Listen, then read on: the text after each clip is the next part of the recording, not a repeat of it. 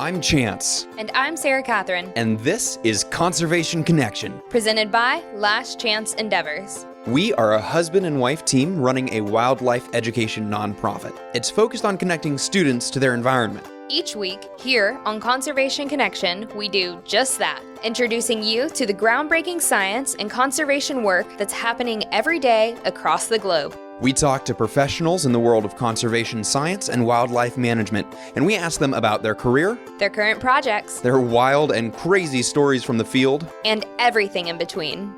This episode is a collaboration with EarthX here in Dallas, Texas. EarthX is the largest Earth Day celebration in the world, and it brings in speakers from every corner of the environmental arena. Listen in to hear the stories of today's environmental titans, covering everything from environmental law, ocean health, renewable energy, clean transportation, and so much more. Let's get to the show.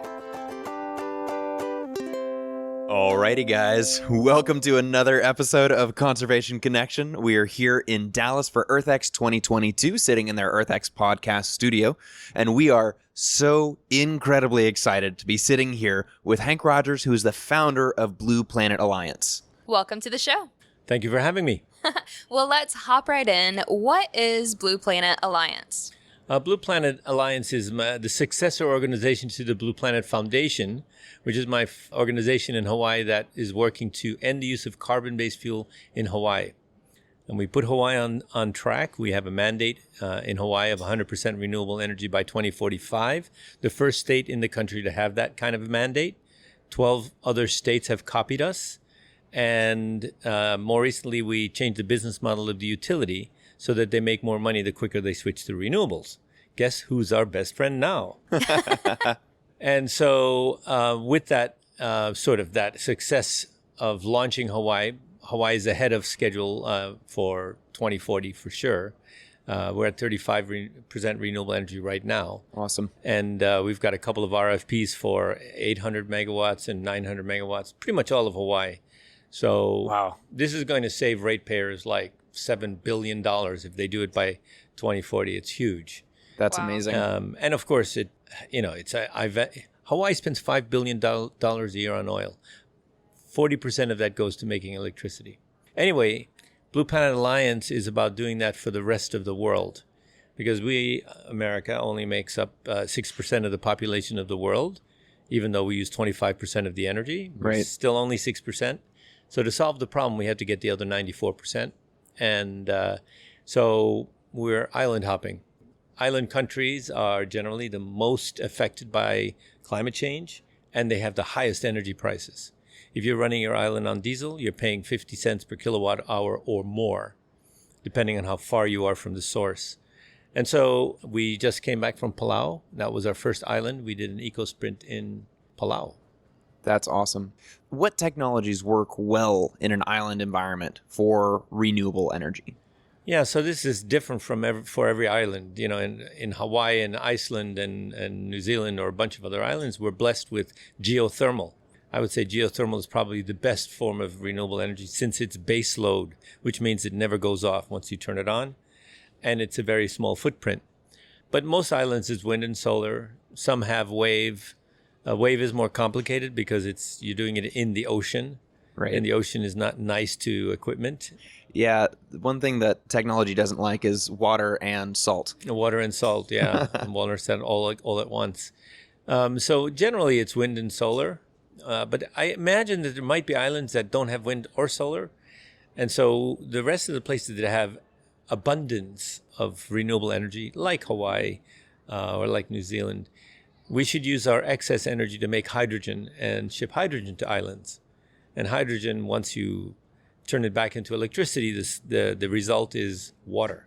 Right. So it's really benign. And I think the future of energy, at least energy that's going to be dragged around the world, is hydrogen made by places in the world that have excess renewable energy. That's funny because that's a really interesting direction to be headed, because right now we're using electricity as our energy currency. Right? We use electricity because we can transport it from one point to another along a wire very easily. And that system doesn't work for islands that are not direct wired to other places. So being able to use excess energy to form hydrogen, which can be turned back into electricity whenever it reaches its destination, is a really cool way to work around that isolation. Right. Yeah. So one of the plans that we have for Hawaii, since all of the volcanic activities on the Big Island and all the populations on Oahu, is to use that geothermal to make hydrogen and then ship that hydrogen to Oahu. And that would be a way for Oahu to have renewable energy. That's awesome. It's so many little problems that need to be solved to get it all the way from point A to point B, but it's really fantastic. When you think about it, though, you know, when they invented the automobile, there were no roads, there were no gas stations. There's a lot of infrastructure that had to be Those little built. problems got solved, and I think all these little problems do get solved over time. We just have to get started on them. Yeah. How long has this project, the island hopping project, been going on? When did that start? Actually, we just did our first hop. Oh, wow. So cool. it's brand new. Nice. To Palau? To Palau. Palau is our first island country. We actually convinced the senator there to bring the 100% renewable energy bill to the Senate. We made friends with the leaders of both factions. I mean, they have their own version of Republicans and Democrats. The factions there are the new president and the previous president. We got them all on board saying, hey, this is for the future. This is not a political issue. And climate change is not a political issue. It has nothing to do with politics. It has to do with survival and humanity and prospering and all of that. Yeah. Do you find that island communities are more inclined to take rapid action as opposed to an inland community because they're at such a higher risk for displacement or damage because of the climate crisis? I wouldn't go so far as to say that because, island communities generally don't like change. Everything that's bad that's happened to them has happened because there is change. Right. You know, if they go back and say, well, the way it used to be is blah. And it's like all this modern technology and instant food, canned food and all that has like wiped out our society. And so, yeah, it's hard to convince them. In Hawaii, we have this, we don't say NIMBY, we don't say not in my backyard. We have banana. And banana is build almost nothing anywhere near anything. Build almost nothing near Anywhere near anything. That's awesome. Yeah. So on a kind of similar but also very different project, you are gamifying climate action? So my background is I'm a game designer. That was most of my career. I wrote the first role-playing game in Japan. And I attend conferences. They always ask me, because I'm the game guy, so can you help us with gamification? And so there are two things we're doing in that direction. One is a rating system. You know, normally we rate things in the world with 5 stars, and that tells you if you got a bang for your buck. But that really doesn't help you figure out which is the most eco-friendly product or hotel or whatever it is, service. So we come up with an additional rating system of 5 planets. How good is this product or this service for the future of humanity and nature? I like that. And, we try to figure out how to get the information, and we actually found a company that actually does this. It's a Dutch company. It was originally funded by the government, and they do research on supply chain. And they sell that information to companies that need to clean up their supply chain, because eventually all companies will need to do that. I said, can we take that data and make it public? By, you collect the data, and we turn that data into 5 planets. And they said, oh my God, this is what we've been looking for. That's and awesome. So it's a marriage made in heaven. So as the game side, I provided the interface and what it looks like from a public facing viewpoint, and they provide the data. Where do they get the data? 550 rating agencies collect data already, like ISO. And they collect all that data from all those rating agencies and put it together into one website, if you will. Carbon footprint, circular economy, toxic ingredients.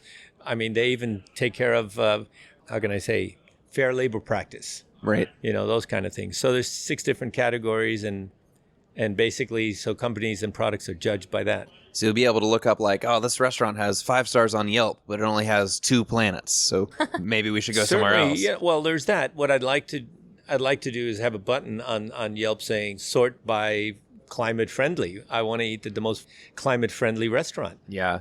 That's cool. and sort that way, I would or do that. products. I want the most climate-friendly toothpaste or whatever it is.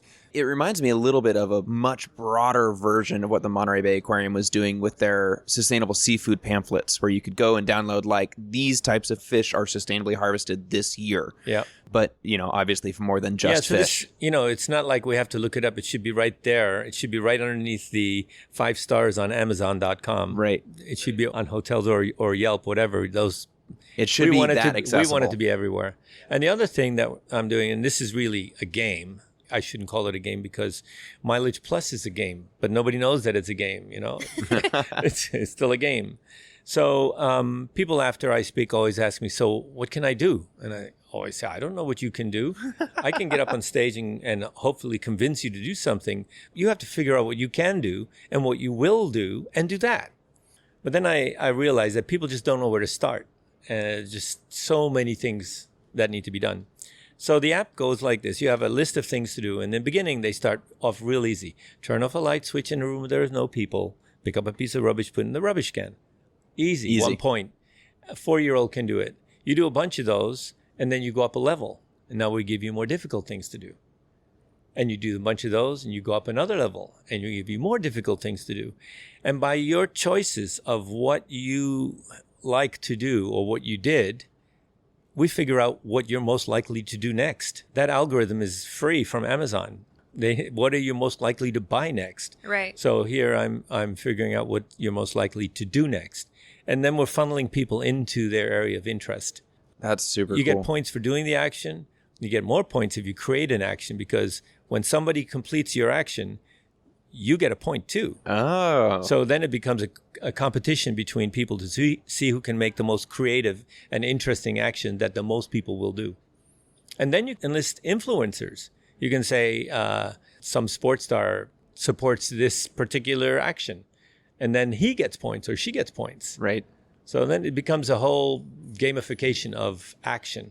Right. And really, when we're talking about gamification, we're trying to find a way to make the behaviors that help the planet fun and engaging and intrinsically easy to do for a person. Exactly. And we're not going to give you the same thing to do over and over again. That's going to be boring. True gamification, we figure out what you're most likely to do next and help you do that and figure that out. Just make it super fun and make it easy. super and easy. Exactly. So I have to ask, what got you into, so you started as a game designer, right?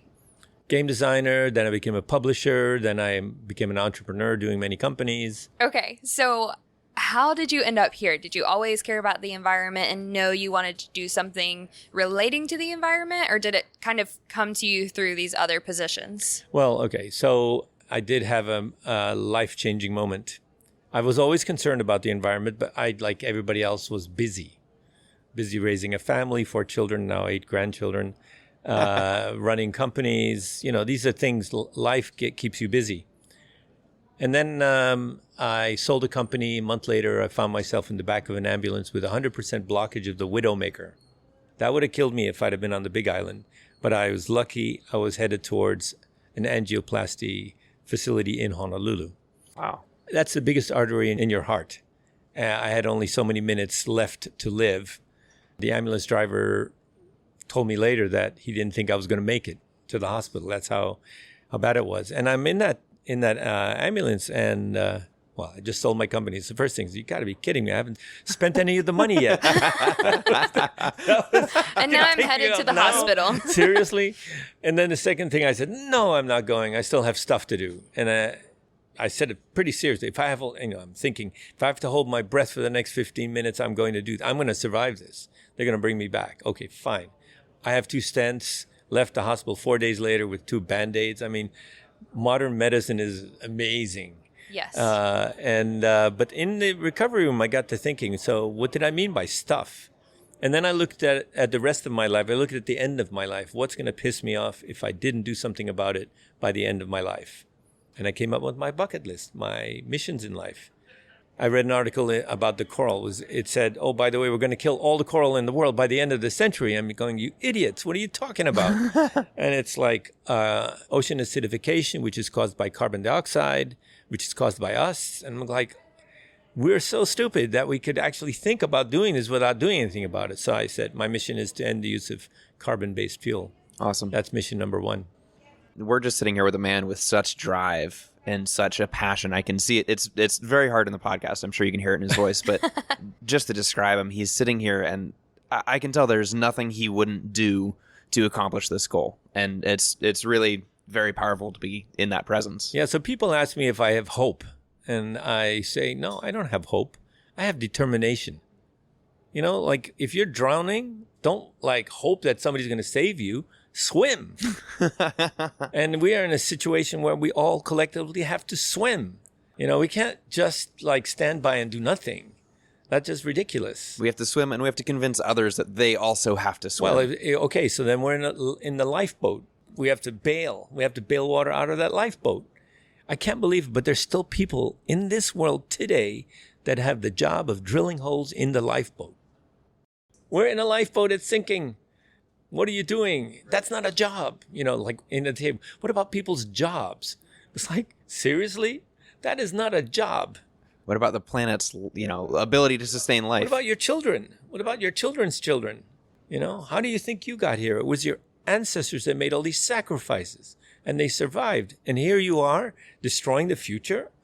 That is not a formula for success. Yeah.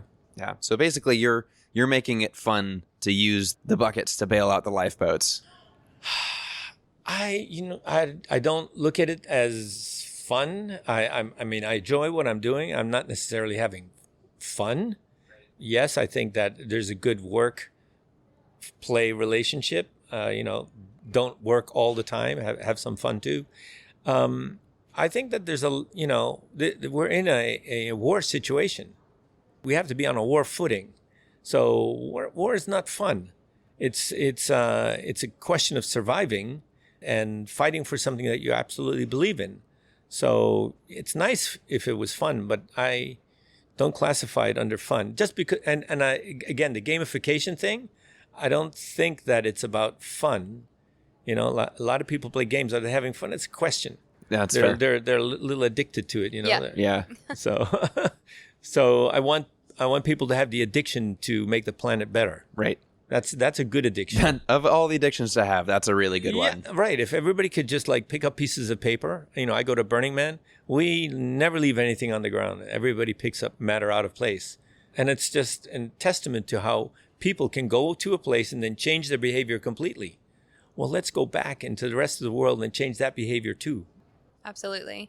Now, if people wanted to find out more about you, the projects you have, and your organization, where would they go to find that? BluePlanetAlliance.org.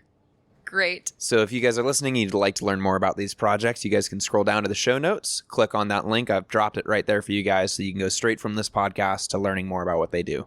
Yep. And just briefly before we go, hopefully we can get a picture with you and post this so everyone can see it. You have on this incredible hat. And I have to ask the story about what is up with that hat? So I'm wearing a hat. Every trip I take, I start with a white hat. And I have the Japanese equivalent of Sharpies. And I draw on planes about the places that I've been. It's sort of like a memoir, if you will. This was in Rio de Janeiro, Future Horizon. This was in Guam, Sustainability Conference. This was in Palau, the Our Ocean Conference. This was Arizona State University, where I went for the dedication of a new building for sustainability. And EarthX, of course. Of course. That's amazing. And yes, it's done. I love it. Well, I start in the front and I work my way around on both sides till I get to the back. And when it's completely colored, then I'm done. And I was at COP26 last year, even though I wasn't physically there because I caught COVID on first day. Oh, How no. ridiculous is that? Yes. I was thinking, the people in the room may or may not get it done. And even if they get it done, like the Paris Agreement, we are not on track. Right.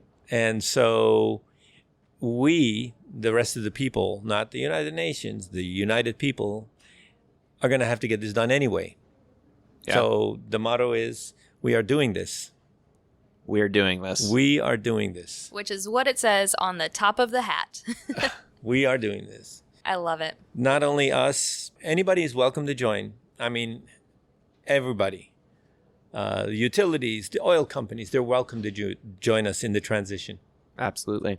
Well, thank you so much for taking the time to be with us on the show. This has been an awesome episode. Thank you very much for having me. Thanks for listening to this episode of Conservation Connection. If you enjoyed our podcast, go ahead and subscribe to make sure you catch every episode that we post. We'd love to hear from you. So, if you want to reach out, go to our website, lastchanceendeavors.com/contact, and shoot us an email. We love questions from our listeners, so if you heard something that you want to know more about, be sure to let us know.